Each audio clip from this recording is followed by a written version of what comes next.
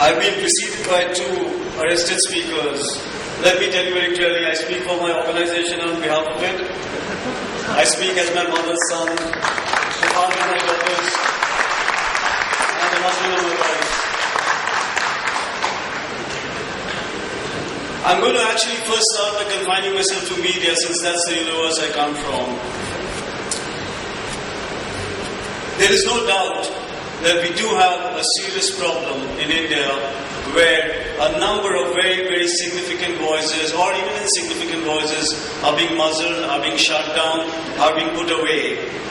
Tejpal itself has actually covered several, so let me just quickly run through some of the stories we've done which pretty clearly exhibit this kind of neurosis that the Indian state has assumed. And I find it extremely problematic because I'm someone who is very, very deeply to the vision of the Founding Fathers. If I look at this country, if I look at what makes it different from the rest of the world, what I see is fundamentally the incredible vision of the Founding Fathers, the incredible quality of the Founding Fathers. That's what sets India apart from almost the entire post-colonized world and probably sets it up as a unique experiment in the history of mankind.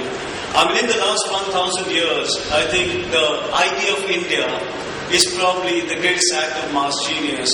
To take a feudal, colonized country and turn it overnight into a modern, liberal, secular democracy was an extraordinary act.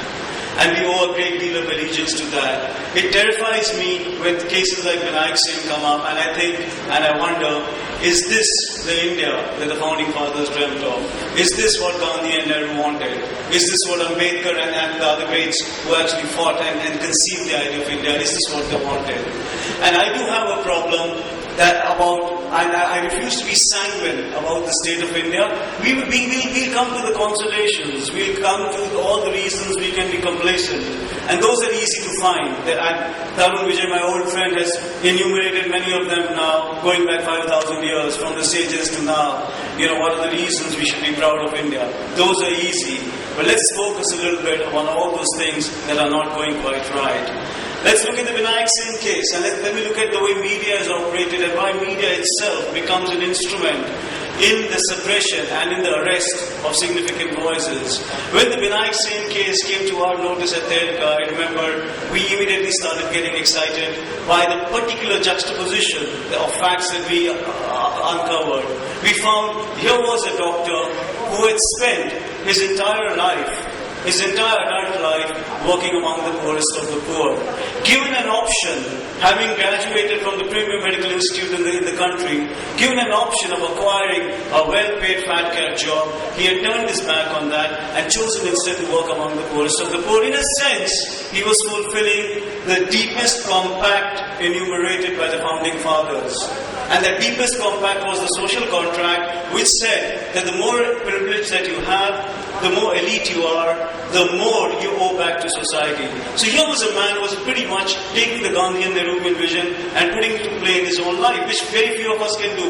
On this stage, I only see Aruna Roy and Vinayak Singh who've been doing it. The very few people can do that, to come from great privilege, to come from great elitisms, and to dedicate all of that.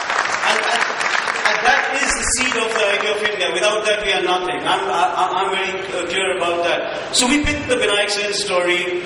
Our managing editor, Shoma Chaudhary, actually, she said, I will do this myself. This is a kind of a talismanic story. It needs to be dealt with the best people we have. So Shoma and the photographer actually went to Chhattisgarh and started digging this story out. And we put it out in a cover story which said, no country for good men. That was what we said when we put Vinayak Singh behind bars in that particular photograph, which has become famous around the world on the cover. Nothing happened. That year, I remember, the story was done in February and November. That particular year, in December of that particular year, there was a protest meeting for Vinayak Singh in the Supreme Court Hall. I think Aruna Roy was a speaker there. I was a speaker there. There were several of us invited. It was a packed hall, much more packed than this hall is.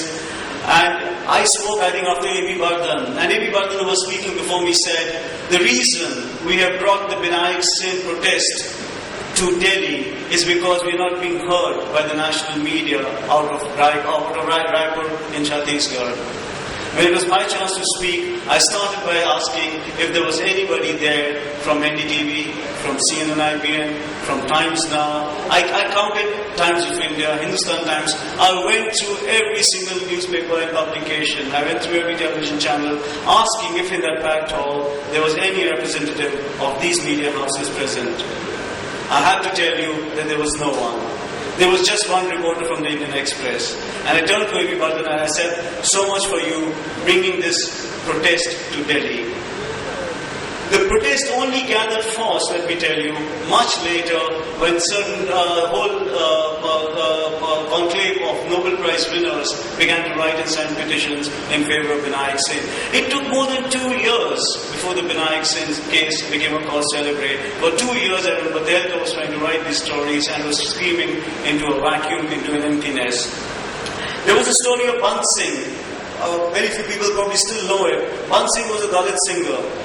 And he was set upon by the upper caste landlords in his village in Punjab, and they raped his daughter when he protested because he was a revolutionary singer. He was a protester against upper caste appropriations. And when he protested, first his daughter was raped, and after that, when he protested his daughter's rape, he was pulled into the fields, into the sugarcane fields, by the upper class landlords and beaten within an inch of his death. Consequent to that beating, he lost his left leg, he lost his right leg, and he lost his right arm. Bant Singh became a complete paraplegic. We tried to bring the Bant Singh case to the national media. It was almost impossible. Nobody was interested. The media was not interested. It didn't concern them. One Bant Singh, a villager, a lower caste revolutionary singer in a village in Punjab, was not a story for India's media. There's Sharmila Rome. We all know the Sharmila Rome story by now. But the Sharmila Rome story did not start yesterday. The Sharmila Rome story has been going on for 10 years. A woman has been on the fast in Manipur for the last 10 years asking for the revocation of the draconian AFSPA, the Armed Forces Special Powers Act. But actually, the Indian media has very little time for it. I'm excoriating myself and my own colleagues to begin with before we take it out to a wider arena. I'm saying our media itself, to which I belong and which claims to be this wonderful instrument of sensitivity and agency in India, I'm just trying to point a finger at ourselves and say there is much that we do. There are many ways in which we are arrested, and we ourselves are so arrested that we can barely look up and scream for other arrested voices.